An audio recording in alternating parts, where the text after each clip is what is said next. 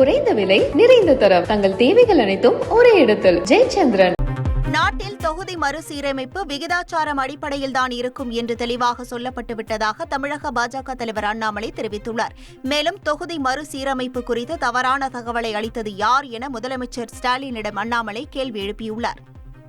நம்முடைய மாநிலத்தினுடைய முதலமைச்சர் ஐயா ஸ்டாலின் அவர்கள் மார்ச் முதல் வாரத்தில் அனைத்து கட்சி கூட்டத்தை கூப்பிட்டு எங்களுக்கு கடிதம் எழுதியதற்காக முதலமைச்சருக்கு முதல்ல நன்றியை தெரிவிச்சுக்கிறோம்.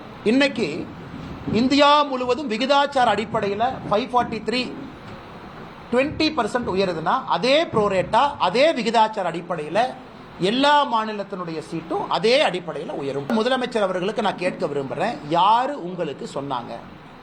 இல்லை எனக்கு யாரோ சொன்னாங்க 848 சீட்டுன்னு சொன்னாங்க. யார் சொன்னாங்க? தமிழ்நாட்டுக்கு 22 சீட்டு அதிகமாகணும், ஆனால் 10 சீட்டு தான் அதிகமாக போகுது, 12 சீட்டு கம்மியாக போகுது. யார் சொன்னாங்க? இன்னைக்கு மேடையில நாங்கள் தெளிவுபடுத்தி இருக்கின்றோம். நீங்க தெளிவு பண்ணுங்க, உங்களுக்கு இந்த தகவலை கொடுத்தது யார்?